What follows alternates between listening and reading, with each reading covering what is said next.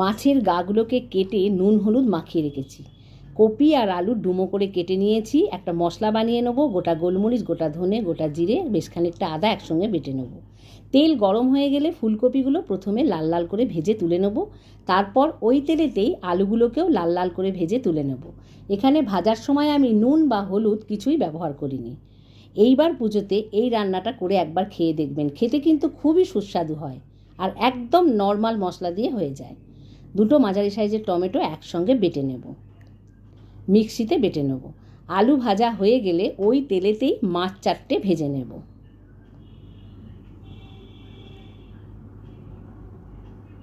আলুগুলোকে তুলে নিলাম। মাছ ভাজা হয়ে গেলে আরেকটু তেল অ্যাড করে বেশ বড় সাইজের দুটো পেঁয়াজ ছোট্ট ছোট্ট করে কুচিয়ে রেখেছিলাম, পেঁয়াজগুলোকে ভালো করে ভেজে নেব। একটু ভাজা হয়ে যাওয়ার পর 1 চামচ দিলাম রসুন বাটা। রসুনটা ভাজা হয়ে গেলে মশলাটা দিয়ে দিলাম।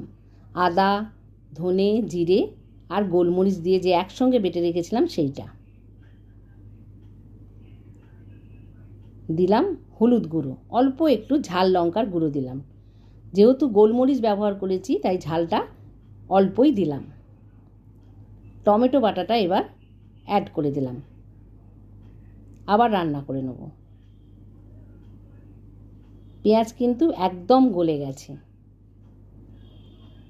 কাশ্মীরি লঙ্কার গুঁড়ো দিলাম। এবার রঙটা সুন্দর হওয়ার জন্য কাশ্মীরি লঙ্কার গুঁড়োটা দিলাম। সব মশলা খুব ভালো করে কষাতে হবে। ইউটিউব থেকে দেখলে আমার চ্যানেলটা অবশ্যই সাবস্ক্রাইব করে নেবেন। ফেসবুক থেকে যদি দেখেন তাহলে পেজটা ফলো করে নেবেন। মিক্সি ধোয়া, বাটি ধোয়া জলটা দিয়ে দিলাম। দিয়ে একটু ঢাকা দিয়ে দেবো। একদম কষানো হয়ে গেছে। পরিমাণ মতো নুন, অল্প একটু চিনি দিলাম। এবার ভেজে রাখা ফুলকপি আর আলু অ্যাড করে দেবো। সব কিছু দিয়ে আবার ভালো করে মিশিয়ে নেব। আমার রান্নাগুলো যদি আপনাদের ভালো লেগে থাকে প্লিজ একটা লাইক করে দেবেন আর বন্ধুদের সঙ্গে শেয়ার করে নেবেন। এটা কিন্তু আমি এখানে কুসুম গরম জল অ্যাড করলাম, একদম ঠান্ডা জল কিন্তু এখানে দিইনি। ফুলকপি আলু ভাজা হওয়ার জন্য অনেকটাই এটা সেদ্ধ হয়ে গেছে আর খানিকক্ষণ ফুটে সেদ্ধ হলেই রান্নাটা কিন্তু রেডি হয়ে যাবে। ঝোল ফুটে উঠলে দিয়ে দেবো ভেজে রাখা মাছগুলোকে। গোটা গরম মশলার গুঁড়ো দিয়ে দিলাম।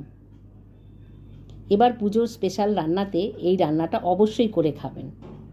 মাছগুলো দিয়ে 2-3 মিনিট ফুটিয়ে 10 মিনিটের জন্য ঢাকা দিয়ে রেখে দিলেই একদম রেডি হয়ে যাবে পরিবেশনের জন্য। কেমন লাগলো রান্না করে খেয়ে আমাকে অবশ্যই জানাবেন।